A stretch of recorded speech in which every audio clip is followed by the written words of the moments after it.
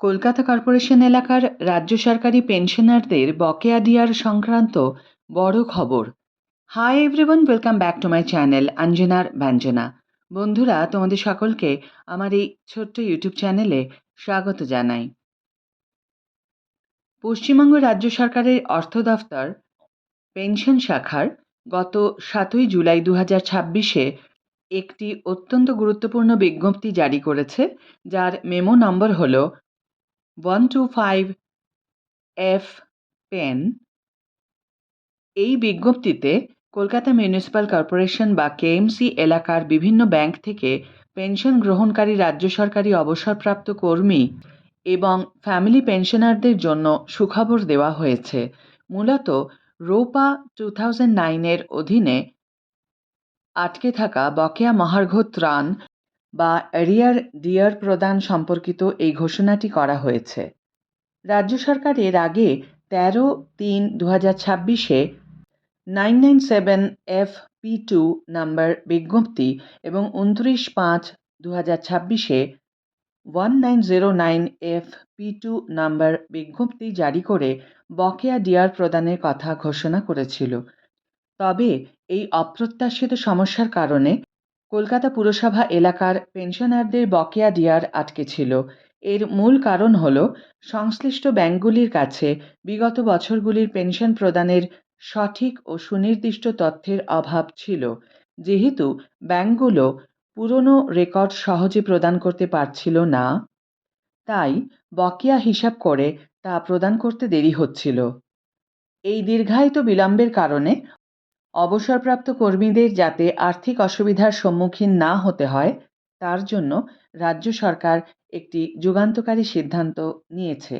ব্যাংকগুলি থেকে বিগত বছরগুলির সম্পূর্ণ যাচাই করা তথ্য আসার জন্য অপেক্ষা না করে রাজ্য সরকার অন্তর্বর্তীকালীন পদক্ষেপ হিসাবে 2008 থেকে 2019 সময়কালের আনুমানিক বকেয়া ডিয়ারের 50% অবিলম্বে প্রদানের নির্দেশ দিয়েছে।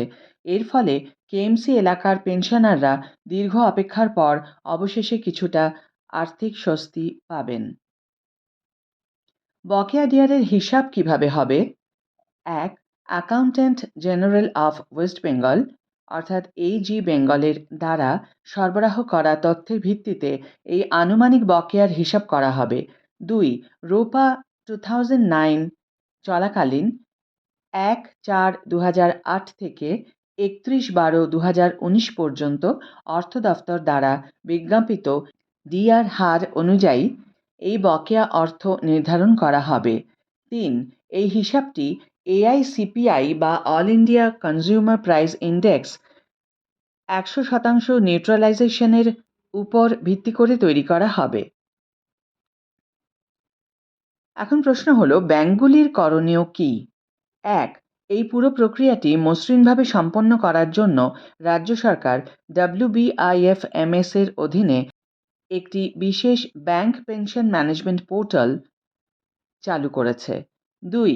ব্যাংকগুলিকে নির্দেশ দেওয়া হয়েছে যে তারা যেন এই পোর্টালে অবিলম্বে পেনশনার এবং ফ্যামিলি পেনশনারদের সমস্ত প্রয়োজনীয় তথ্য যাচাই করে আপডেট করে। 3. পোর্টাল থেকে প্রাপ্ত হিসাব অনুযায়ী কোনো রকম অহেতুক বিলম্ব না করে ব্যাংকগুলিকে এই 50% বকেয়া অর্থ সরাসরি পেনশনার এবং ফ্যামিলি পেনশনারদের ব্যাংক অ্যাকাউন্টে পাঠিয়ে দিতে হবে। বিজ্ঞপ্তিতে স্পষ্ট জানানো হয়েছে যে অবশিষ্ট বকেয়া গণনার জন্য ব্যাংকগুলিকে 2008 থেকে 2019 সালের সমস্ত পুরনো পেনশন প্রদানের যাচাইকৃত তথ্য যত দ্রুত সম্ভব জমা দিতে হবে। ব্যাংকগুলি এই তথ্য জমা দিলে সরকার তা হিসাব করে দেখবে এবং অবশিষ্ট বকেয়া ডিআর প্রদানের পদ্ধতি ও নিয়মাবলী পরবর্তীতে একটি আলাদা বিজ্ঞপ্তির মাধ্যমে জানিয়ে দেবে। কলকাতা মিউনিসিপ্যাল কর্পোরেশন এলাকার যে সমস্ত রাজ্য সরকারি অবসরপ্রাপ্ত কর্মী বা ফ্যামিলি পেনশনার ব্যাংক মারফত নিজেদের পেনশন গ্রহণ করেন, তাদের জন্য পরামর্শ হল অবিলম্বে নিজেদের ব্যাংকের শাখার সাথে যোগাযোগ রাখা, নিজের KYC এবং life certificate up to date আছে কিনা তা নিশ্চিত করা, যাতে ব্যাংক অ্যাকাউন্টে এই বকেয়া টাকা সরাসরি ঢুকতে কোনো প্রকার সমস্যা না হয়। এই অন্তর্বর্তীকালীন পদক্ষেপ পেনশনারদের জন্য এক বড় স্বস্তির খবর, যা তাদের বর্তমান আর্থিক চাহিদা পূরণে সহায়ক হবে। আজকের ভিডিও এখানে শেষ করছি বন্ধুরা। ভিডিওটি যদি কার্যকর বলে মনে হয়ে থাকে তাহলে অবশ্যই একটি ছোট করে লাইক দিও, শেয়ার করো বন্ধুদের সাথে, কমেন্ট করে জানিও তোমাদের মতামত। যারা এখনও আমার চ্যানেলটিকে সাবস্ক্রাইব করোনি তারা অবশ্যই চ্যানেলটিকে সাবস্ক্রাইব করে আমার পাশে থেকো। আর যারা অলরেডি সাবস্ক্রাইব করে দিয়েছো তাদের জন্য আমার অনেক ভালোবাসা এবং অনেক ধন্যবাদ। আজ তাহলে বিদায় বন্ধু, দেখা হবে পরের ভিডিওতে। ভালো থেকো, সুস্থ থেকো, সঙ্গে থেকো।